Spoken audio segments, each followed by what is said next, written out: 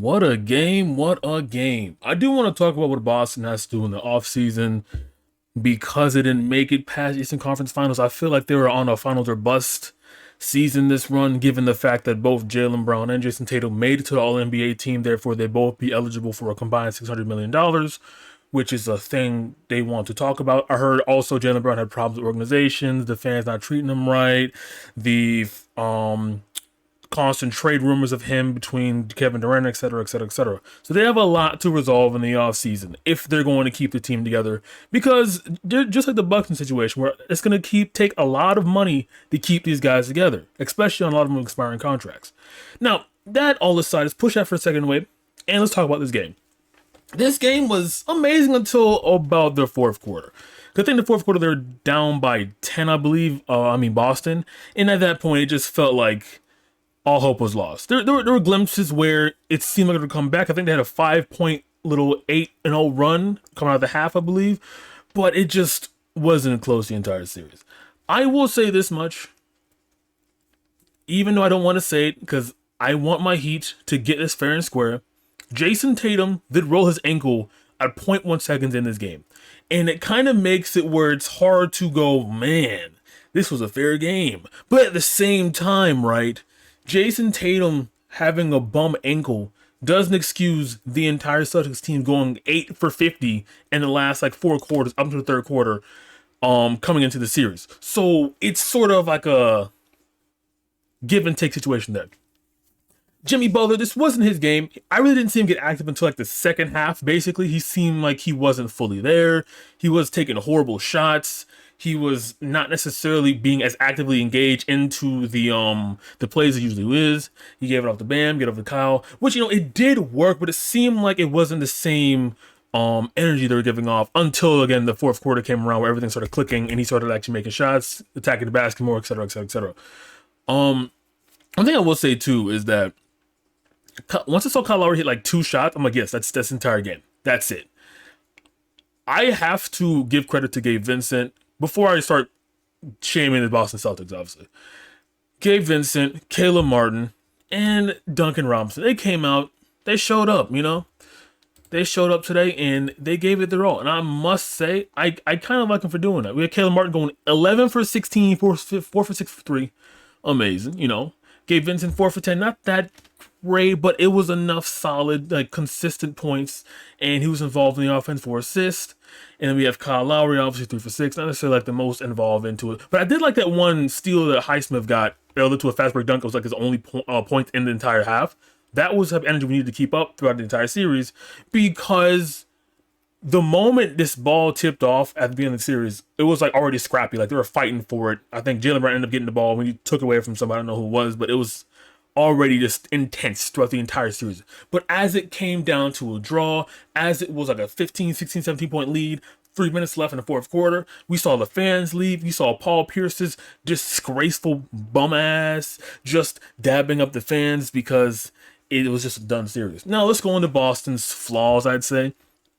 I would have to say, I don't know why. There were times where I'm not an X and O's guy, right? Let's just keep it what it is. But Marcus Smart, while he isn't a true point guard per se, I feel like having him anchored in most of your plays and having him be the playmaker will make it a lot easier and take a lot of pressure off of Jason Tatum and Jaylen Brown isolating the entire game. Because there were a lot of plays in here, for example, where they would just chuck it to Al Horford and he would have to just give it out and start resetting the play, and he would be basically the playmaker like he's Bam Adebayo. But the problem is he doesn't have the playmaking abilities like Bam Adebayo does, because he's not Bam Adebayo. He's Al Horford. He's that popping at the corner three, which he had a couple corner threes going on that went pretty well. So with that, it kind of disrupted their flow, their motion. They didn't stop doing that until like the third quarter, basically. But at that point, they're already down 10, like I mentioned before. Also on top of that, Jason Tatum could not hit a 3 to save his life. I don't know why. This man went 5 for 13, 1 for 4 for 3. And he's going to get paid $300 million next year. Jesus Christ. I know people were talking about Game 7 Jason Tatum against Philly. I know they're talking about Game 7 Jason Tatum against Philly. I know they were talking about that. But the problem is, right, the problem with that is Philly gave up the moment they went to Game 7. Miami didn't. So it's like you're playing on rookie against Philly, but here you're playing on Hall of Fame. The difficulty level is completely different. And again, he rolled his ankle, but at the same time, he played for 41 minutes, and it didn't seem to bother him that much because he still was getting rebounds. He had 11 rebounds here. He got a steal. He was still active into it. It just seemed like he didn't have as much pep in his step. He seemed like he was operating on 88%. I'll just put it that way. And Jaylen Brown, my boy. Let's be honest here. I hate Boston. I want Boston to redact constantly. Right? I just pray in their downfall constantly. But I've always been a Jaylen Brown fan simply for the fact that I viewed him as close enough to Jason Tatum's level to the point where I saw trade rumors as like offensive to me. You know what I'm saying? Like, it was that close to me. But this game, he absolutely sold.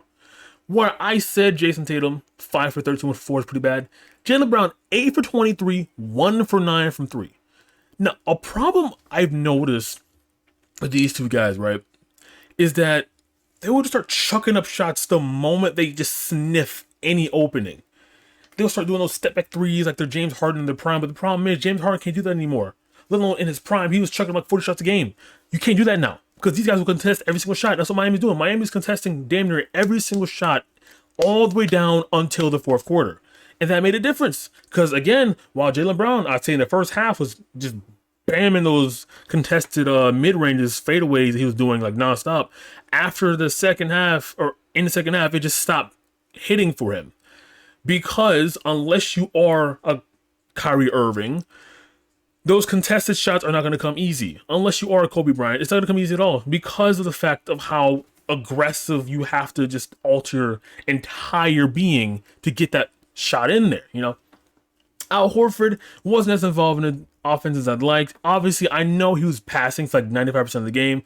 That's a bit hyperbole. 70% of the game. Like, there was one point where they chucked it down to him where he's already running and he couldn't dunk the ball because someone's already blocking the basket. He had to jump, pass, and then get the pass, and then pass out to Marcus Smart, where he made 3, obviously, but it just didn't seem like this was a normal Boston play. It seemed like they were rattled right from the get-go. Now, again, I got to give Derek White some credit. He had offensive rebounds that were pretty clutch here. Even though he only had 1, I'm looking at it. There was that one offensive rebound that ended game 6, obviously. And he got 1 in game 7 here around this first half, I believe, when they're going to 8-0 run. I don't remember the exact time frame. I'm kind of losing top on that one. But when they got the 8-0 run and it started going, and at one point, Derek White scored 8 straight points. Got to the free throw line, was dogging him, 67 free throws. Like, he was going in. And I was a little scared. I'm not going to lie. I had PTSD from game 6, 0.1 seconds, right? I was terrified. But, hey, you know what? Obviously, it wasn't a thing he could consistently keep up, and it ended up fizzling out. Also, Malcolm Brogdon going 0 for 3, but he only had 7 minutes in the game. And Rob Williams, he did play some phenomenal defense. He contested a lot of shots that Jimmy Butler was trying to go up into, that Bam Adebayo was going up to. But the problem was, on his end, there isn't much else he could do. Now, there was a play where I believe he got out-hustled for rebound a couple times here and there because he only had 6 rebounds this game, when he usually gets, more than that? I don't know what his average is, but now he gets more than that because I see him constantly in the play. But he only got 13 minutes in this game. So my thing is, I guess it took him out because they viewed him as offensive liability. But the problem was he was getting putbacks, he was getting layups, he was getting in the paint, he was 4 for 5. So I feel like if you kept him in a bit more, then maybe he could have changed the outcome. But since they went small with the lineup with Marcus Smart, Derek White, Tatum, Brown, and Horford as the starting lineup, it was kind of hard to justify putting Rob Williams in there because it either mean putting Horford at the 4 and shifting everyone down to position, or putting Williams at the 4, which you can't do because he doesn't shoot outside shots. So overall, Boston has a lot of thinking to do. I want to keep this core together, but at the same time, having 2 back-to-back 7-game series where they almost lost in both 7-game series, and they did end up losing in this one, kind of makes you question whether or not this core is good enough for another championship run. It almost makes you feel like, as a Boston fan, was last year a fluke?